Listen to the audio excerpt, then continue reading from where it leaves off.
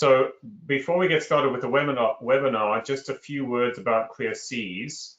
For those of you that aren't familiar with us, we are an independent non-for-profit focused on supporting safe and sustainable marine shipping.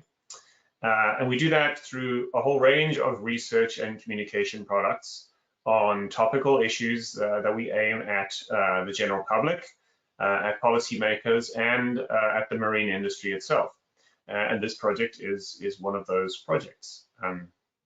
So we distribute that information to our audience mainly through our webpage. You see some statistics there about our web users, and we do that in both French and English. And at Clear Seas, we believe that better information provides for better decisions. So let's get informed. Jennifer, I'm going to hand it over to you.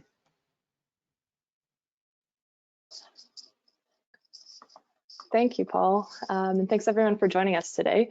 So next I'm going to provide some background on the Sensitive Coastal Areas project and how it relates to our other research initiatives on marine shipping here at Clear Seas. I'm also going to give an overview of the project, the objectives and scope, before handing over to Dave Krieber for a deeper dive into the methodology.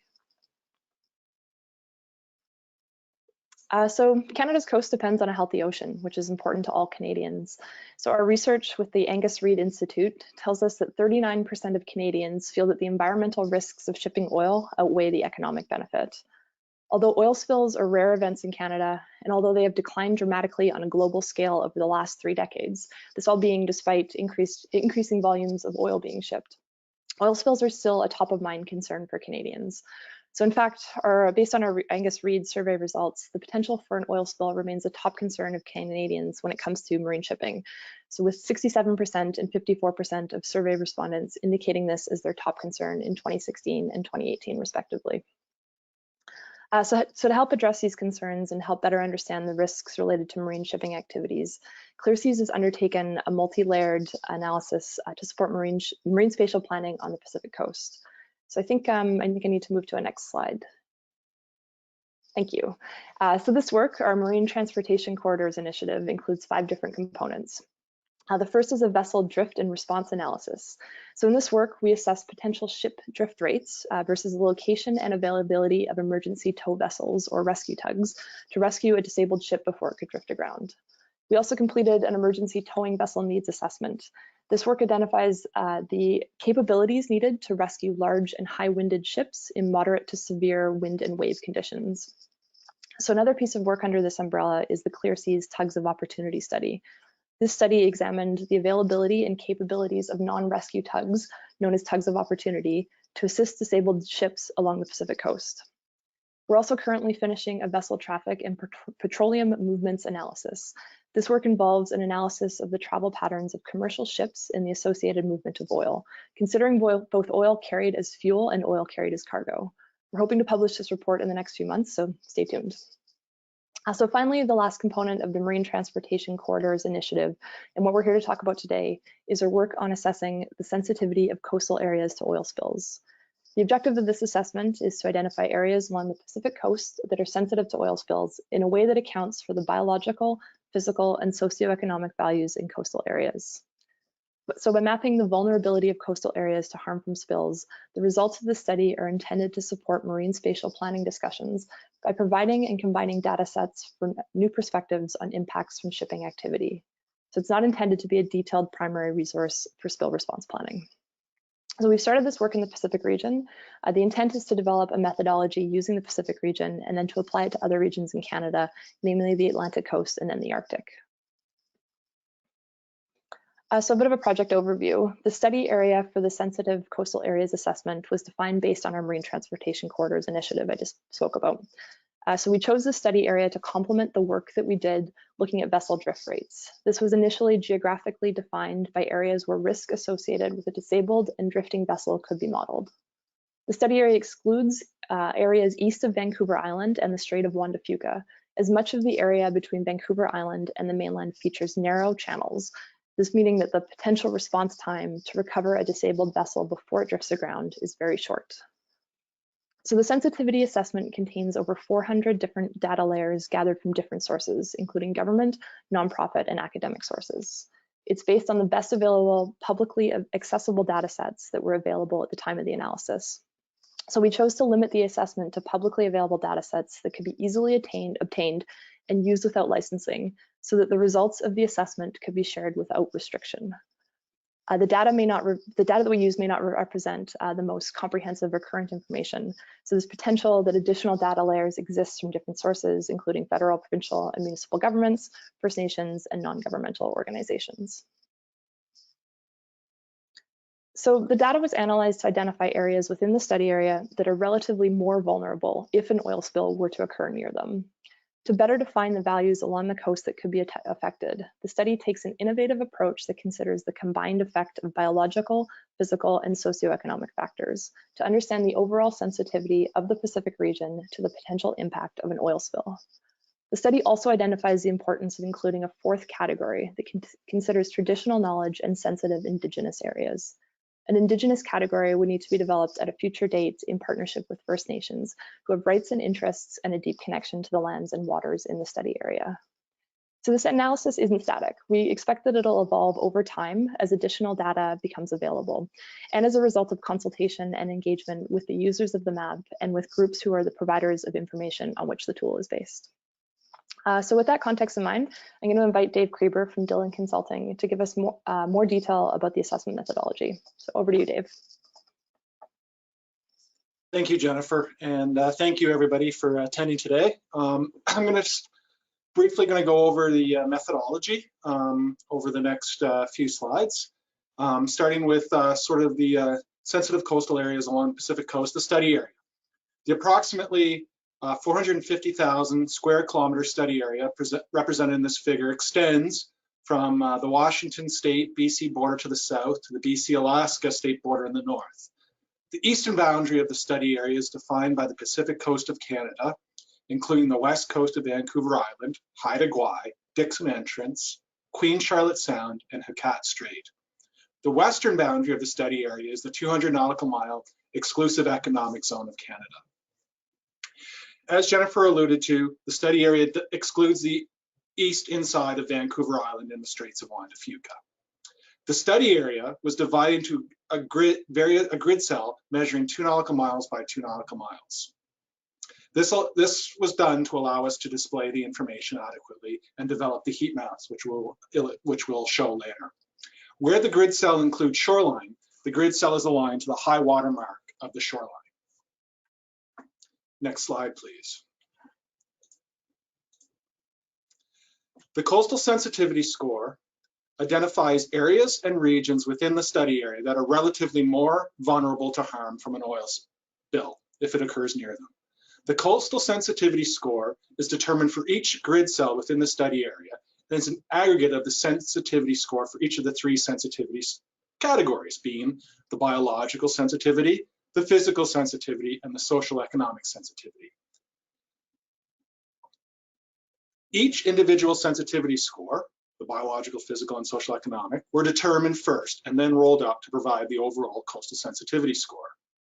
I must stress, this method does not indicate the extent, level of impact, or the likelihood that a specific oil spill will occur in the area.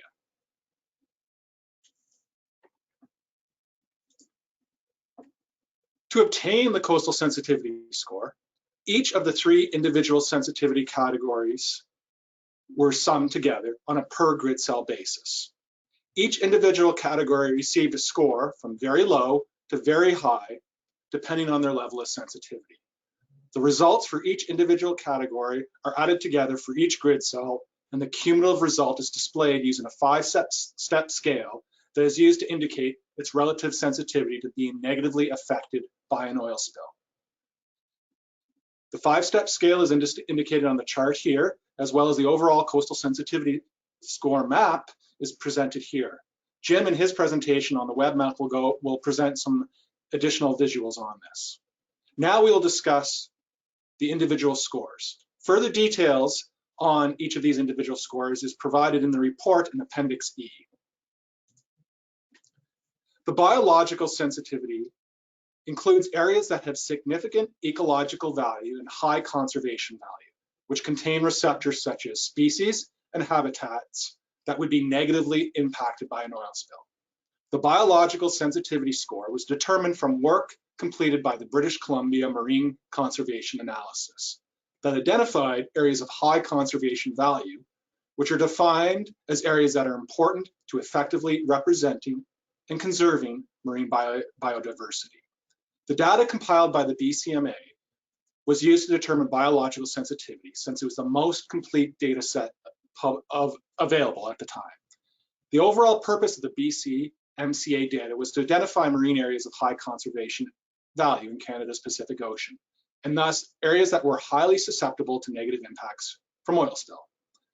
The BC MCA accomplished this by compiling 200 different layers of mapped biological information and processing it using a decision support tool called the Markson analysis.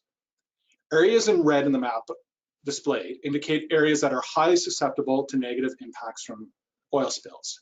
Now, let's talk about the physical sensitivity score. The physical sensitivity score includes key physical characteristics of the shoreline and seafloor that could support different types of habitats and would be negatively affected if exposed to oil. This score does not consider the level of effort required to clean oil from the different types of physical attributes. And the physical sensitivity score is made at the shoreline and the seafloor. The shoreline sensitivity score is determined by shoreline classification and shoreline exposure summed together. Together, these account for the shoreline's geology, exposure to wave and tidal action, slope, substrate, permeability, and biological productivity. The shoreline classifications are based on the 11 Environmental and Climate Change Canada shoreline types and their geological makeup, and are ranked from the least sensitive, like a bedrock cliff, to the most sensitive, which is a marsh. The exposure takes into 6 different types of exposures, from a very protected shoreline to a very exposed shoreline. The shoreline sensitivity score combines the shoreline classification for each type of shoreline, presents in a grid cell, and determines the overall shoreline sensitivity score for that grid cell. Next slide, please. As illustrated in this, from very high to very low. Similar to shoreline characteristics, seafloor type can promote or deter biological activity and can provide resistance or have susceptibility to ship source oil spills. There are 3 types of seafloors within the study area as illustrated on this. Hard substrate, which include continuous and discontinuous bedrock and boulders. Soft substrate, which includes substrate types such as mud, sand, and combined mud and sand. And sort of a mixed substrate, which are such things as gravel, mixed sediments, sand, and gravel. The seafloor score for each grid cell is determined. Next slide, please. As illustrated here, based on the substrate. And then what we do is we combine both the seafloor sensitivity score and the shoreline sensitivity score to yield the overall physical sensitivity score illustrated in this figure here. Next slide, please. The socio-economic score is composed of 6 subcategories, and let's talk about each one. The figure here initially shows the combined overall socio-economic sensitivity score. The first one is the commercial fishing sensitivity score. Next slide, please. Oh, sorry, go back one. All right. The commercial fishing score represents the social economic value of commercial fishing in each of the study areas. Values were provided in catch weight or the number of fish caught, and they were combined together to yield the overall commercial fishing sensitivity score. The next subcomponent was the tourism sensitivity score, and accounts for the potential losses to the tourism economy that an oil spill could cause. The score was determined using tourism employment statistics and known tourism sites within the study area. Tourism employment was determined using accommodation and food service employment data from the 2019 census as an indicator for overall tourism employment data.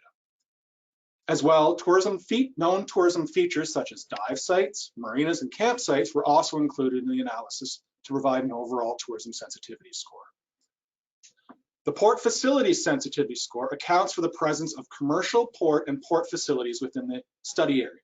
This includes designated ports under the Canada Marine Act, as well as other ports, terminals, shipyards, and harbors identified by the province of BC. And the port facility sensitivity score was determined by the presence or absence of port facilities in each of the grid cells. The water resource sensitivity score accounts for the presence of saltwater intakes within the study area that are used for various purposes, including power generation, plant cooling, industrial intakes, fish processing plants, and aquaculture sites. The category also considers industries that rely on water lots to store raw materials, for instance, log booms. The water sensitivity score was determined for each of these point sources and scored from a finite distance from them. The population density score accounts for the number of people that would be directly affected in the event of a spill. Areas of high population density are likely to have a larger number of people impacted from an oil spill. Therefore, areas of a high population density were considered more sensitive than areas of a low population density. Finally, the last category in the social economic is the parks and cultural areas. This includes national, provincial, and municipal parks, as well as important cultural areas along the shoreline. Important cultural areas include archaeological sites and other historical sites. This data was obtained from Natural Resources Canada and the province of BC. All 6 of these categories are then combined together to yield the overall social economic sensitivity score, which is depicted on your screen in that figure. Next slide, please.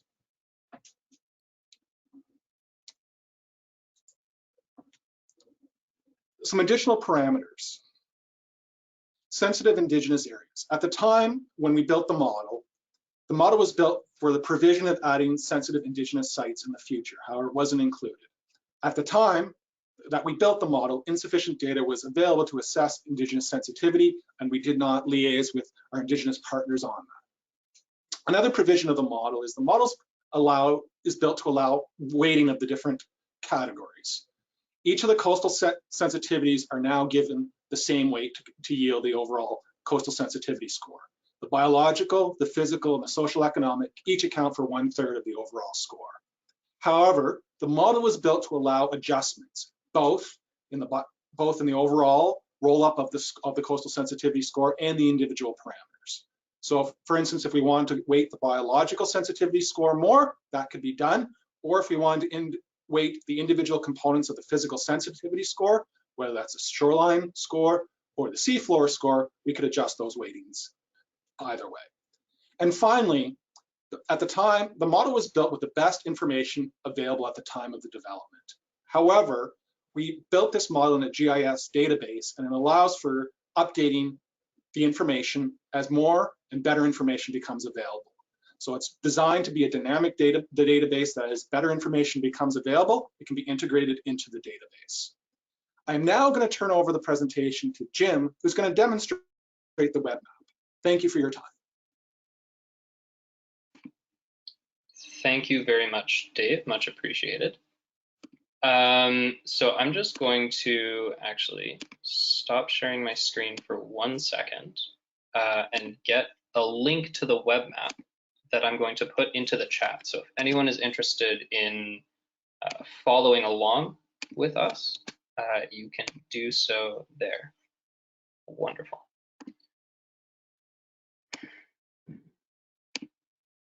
Excellent. So, welcome to the Sensitive Coastal Areas web map. This web map is designed to help you and anyone who may be interested explore in more detail why places along the coast have the sensitivity scores that they do. So I'm going to focus on one specific place as an example and show you how to discover more about the data underlying the sensitivity score. So this is what the web map looks like when it first loads. There's a tutorial video that you can access here on the information panel that goes through all of the basic functions. But to follow along here, you'll just need to know about 3. You'll need to know how to zoom in and out, just these little plus and minus buttons on the side, how to turn on and off layers. So clicking on this layer icon, giving it a second to load. There we go. So to turn on and off layers, you just tick or untick them. And then how to see the breakdown for each grid cell. So this is actually something that's very cool.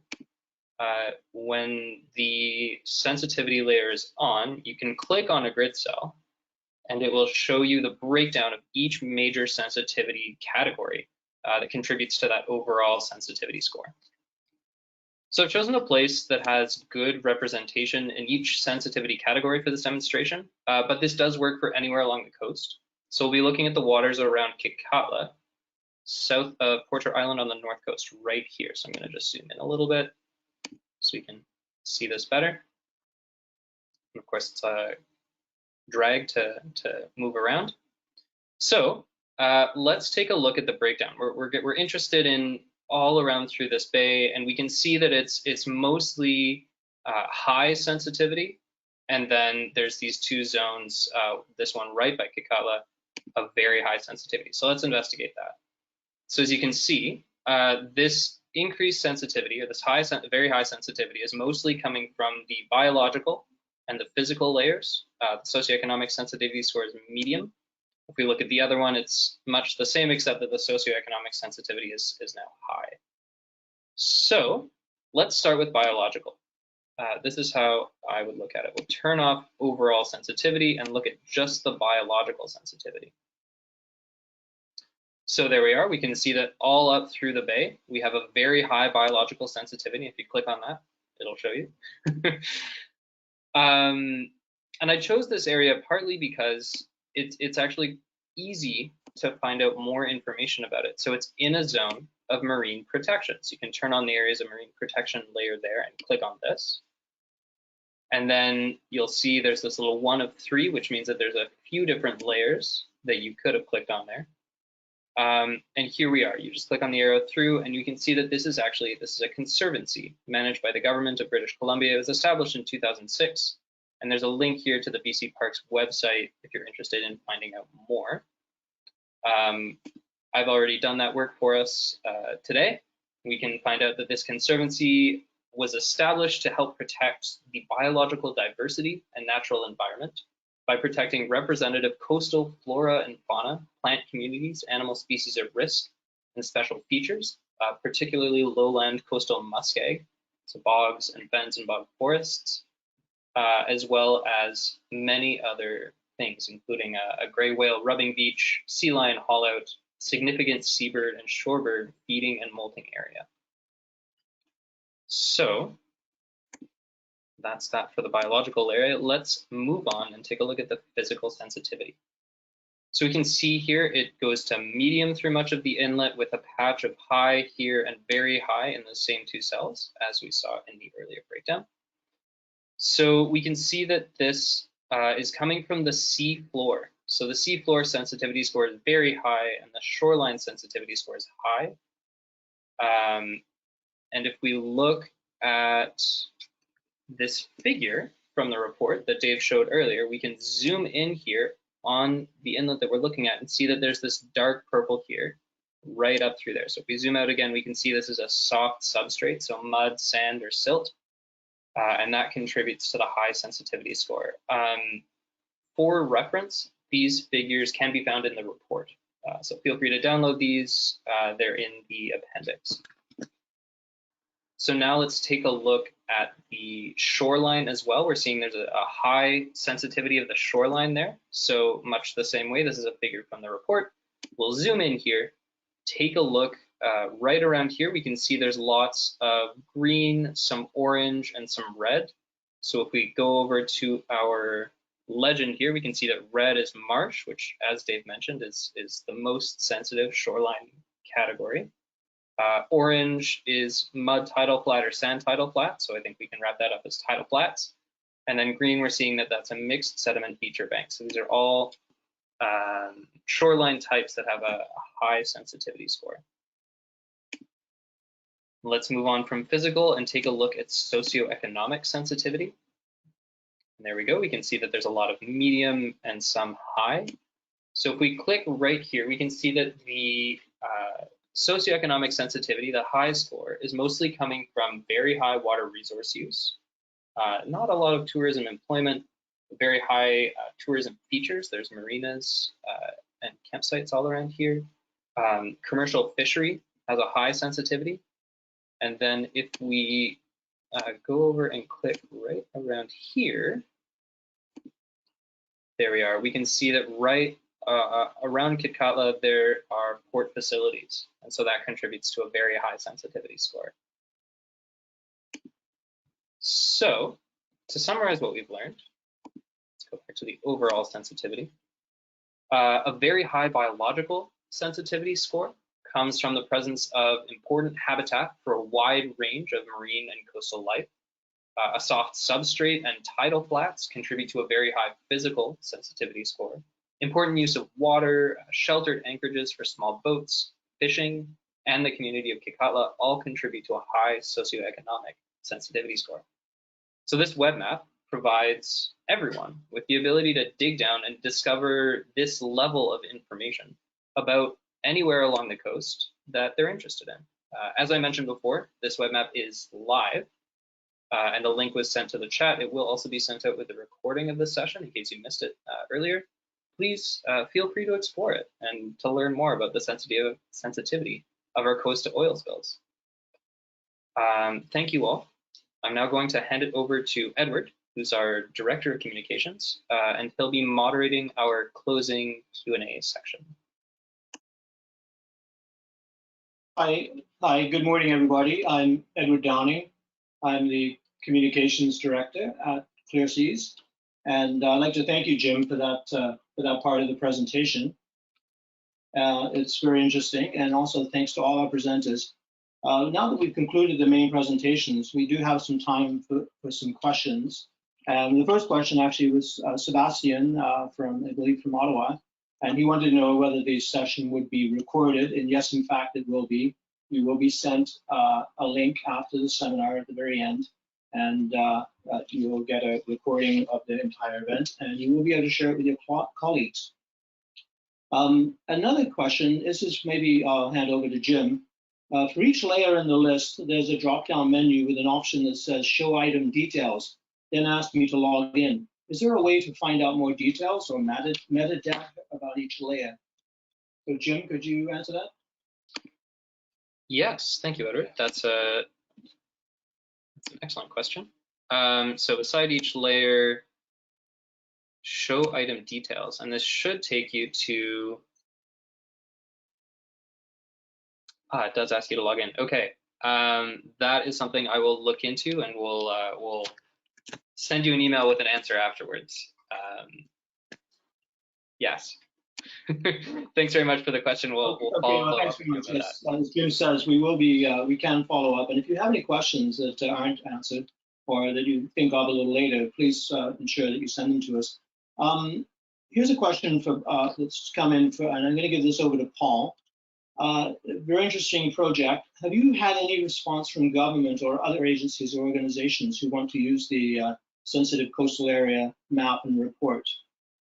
So Paul, could you answer that question? Sure, thanks, Edward. And maybe we should get all the panelists up again on the screen, like a bit of a panel. There we go. Jim, thanks, and Dave and Jen, great. It's still fairly early days. I mean, we got the report was published only a couple of weeks ago, and so we've had some pretty positive responses, actually from a number of groups. Interestingly, from a lot of the people in the communities themselves, actually. We got some publicity through some of the local newspapers that featured the tool. We've had some interesting interactions with local people in those communities. The question was around, I think the question was around government agencies and organizations. We've had some excellent interaction with stakeholders and interested groups in government as we were producing the report and getting feedback. So I think Environment and Climate Change Canada was involved, Canadian Wildlife Services, Transport Canada, and representatives from Fisheries and Oceans Canada. And we've also had comments from the Coastal First Nations organization that have helped to contribute in reviewing the report at various stages as we've put it together. So we anticipate there'll be interest and usage from those parties as they get to know the report and see the results. Interesting development is recently we were in discussions with representatives from Transport Canada the Enhanced Maritime Situational Awareness, the EMSA platform, which some of you may be familiar with. And what we're intending to do is to release this data through that platform, because we think that's a great way to give people access to it and to help further the dialogue about developing the tool further. So hopefully that answers the question.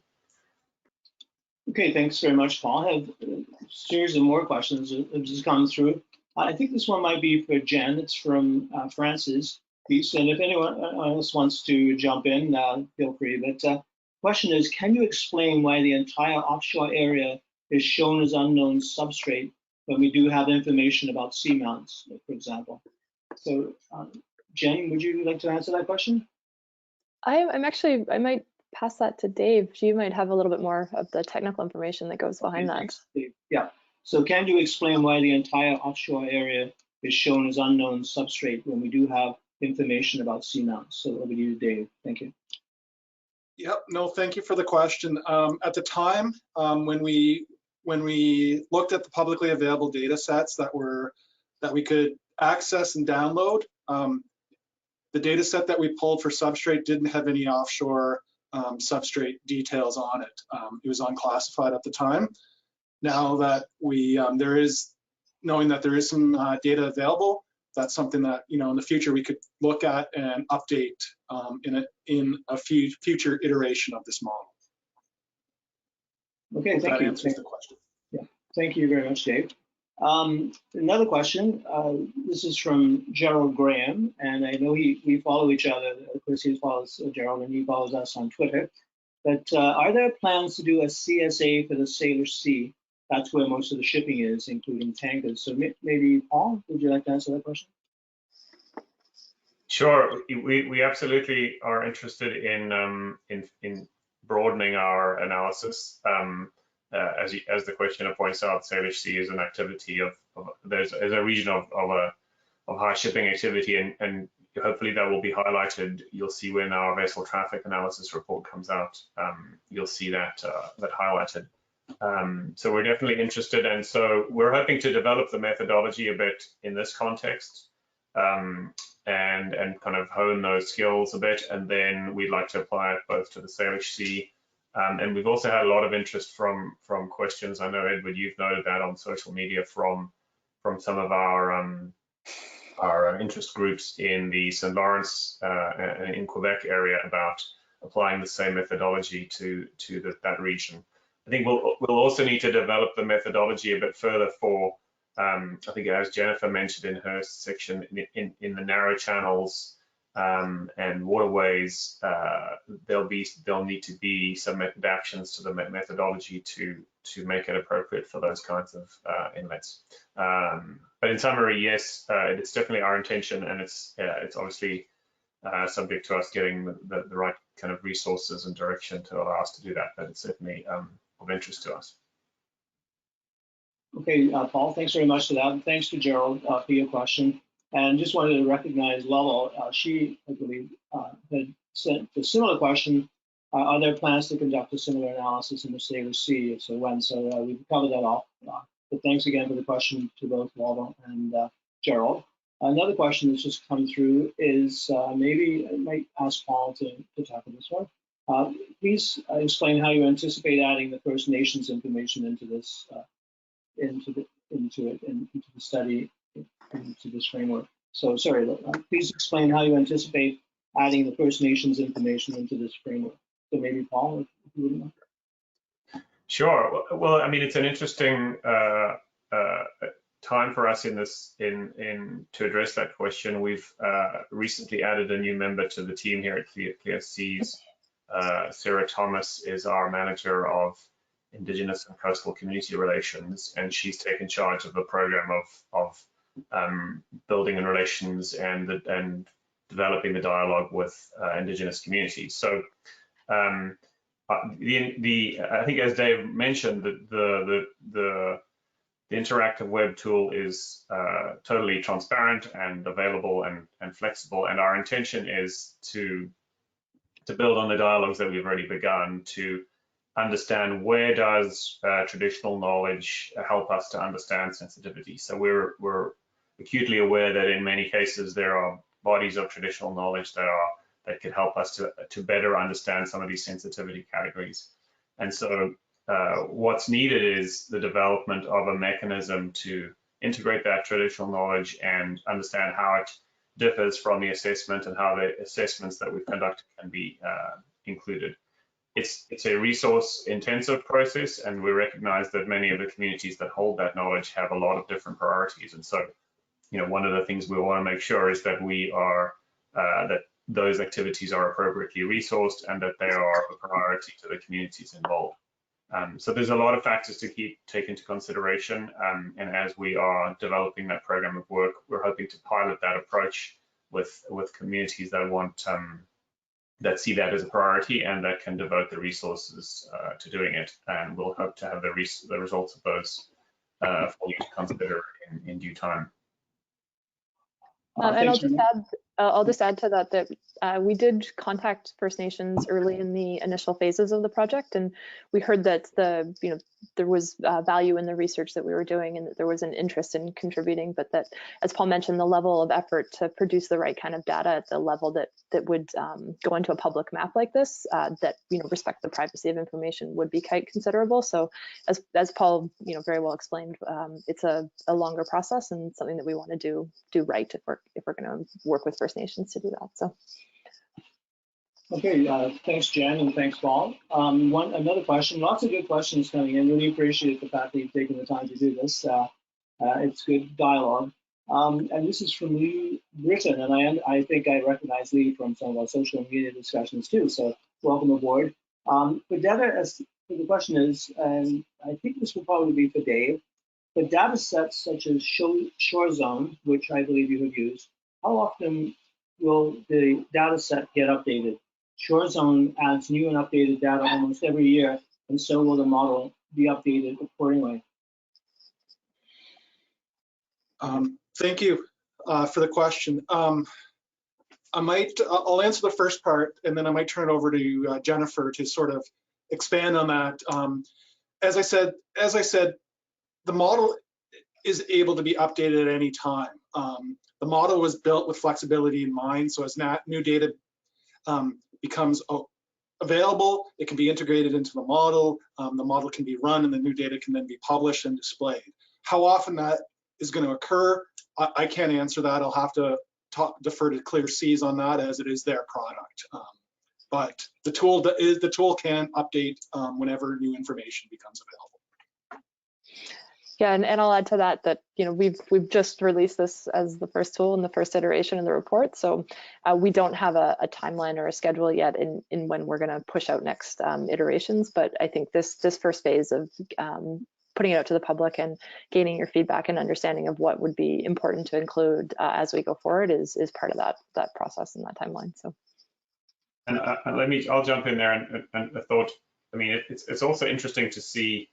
This is only one aspect of the marine spatial planning dialogue that we're engaged in. So as Jennifer mentioned, our marine transportation corridors initiative includes, if you have to assess both the risk of a spill. So this tool provides something on the sensitivity, but I think we've got work underway to analyze where are the ships going and what types of ships are going where, which helps to understand the risk.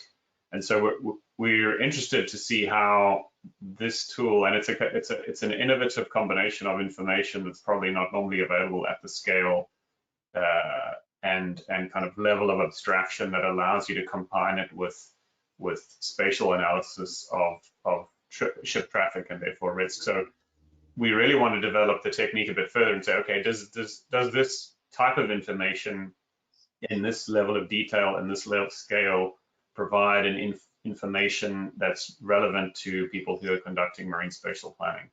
And so we need to find out. And so I think, as I said before, we want to adapt the methodology to make sure that it's providing the right information at the right level of detail before we go slavishly updating the details. There's lots of improvements we could make, but I think the really interesting piece is how is this information useful? We believe that combining this kind of information in a format like this will provide a really interesting component of the overall risk analysis and risk management process.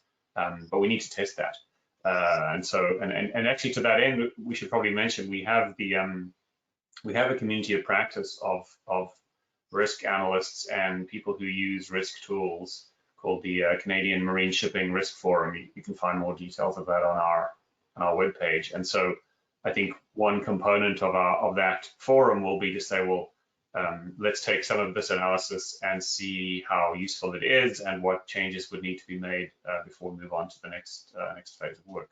So I encourage you, if you're an interested party in analyzing risk, or you're a user of this kind of data in marine spatial planning, encourage you to take a look at that Canadian Marine Shipping Risk Forum details, and perhaps even join our community of practice if that's an area that's of interest to you.